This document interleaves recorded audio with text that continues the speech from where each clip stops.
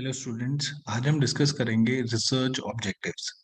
सो research objectives की क्या research objectives होते हैं और रिसर्च ऑब्जेक्टिव्स फ्रेम करने से पहले क्या इंपॉर्टेंट चीज़ है जो हमें कंसिडर करनी है। ये रिसर्च प्रोसेस है आपके सामने। रिसर्च प्रोसेस में डिफरेंट स्टेजेस हैं। जो फर्स्ट स्टेज है वो है defining research objectives. Research process में there are many stages and the first stage is defining research objectives. आपको अपनी रिसर्च के ऑब्जेक्टिव्स डिफाइन करने हैं। Let's start.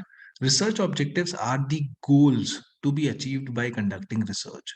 जो आपके goals हैं, जो आप achieve करना चाहते हैं, वो आपके research objectives होते हैं. The objectives may involve exploring the possibilities of entering into a new market. आपका एक ऑब्जेक्टिव है जिसमें लेट्स सपोज आप मार्केटिंग की फील्ड में हैं और कोई ऑब्जेक्टिव है आपका कि आप एक्सप्लोर करना चाहते हैं कि क्या पॉसिबिलिटीज हैं। आप एक नए मार्केट में एंटर करना चाहते हैं उस प्रोडक्ट के साथ। This is exploratory. आप कुछ एक्सप्लोर करना चाह रहे हैं कि क्या पॉसिबिलिटीज है। दूसरा ऑब्जेक्टिव आपका हो सकता है testing the effect of some policy change on employ job satisfaction. Government की कोई पॉलिसी चेंज हुई है या फिर कोई लेट सपोज कोई भी पॉलिसी में कोई चेंज आया है, कोई भी जैसे लेट सपोज इनकम टैक्स के रेट्स में कुछ चेंजेस आए हैं, उसका इफेक्ट क्या होता है एम्प्लॉय जॉब सेटिस्फेक्शन में। यहाँ पर आप बात कर रहे हैं cause and effect. There is a cause and there is an effect. It can be causal research, it can be exploratory research.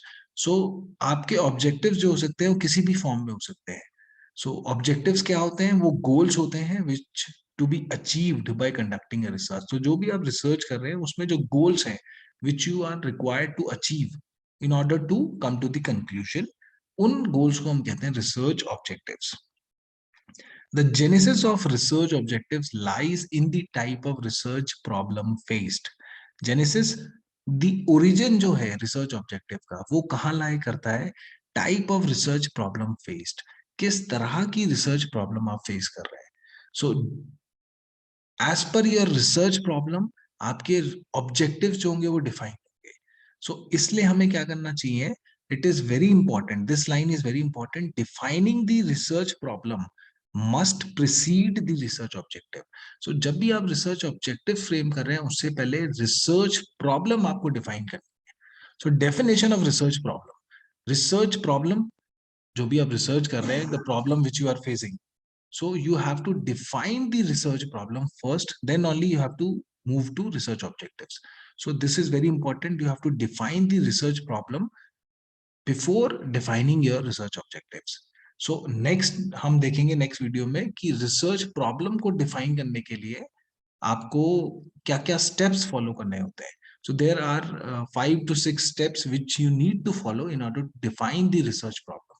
कैसे आप अपनी research problem को define करेंगे. So that is all for today. Thank you so much.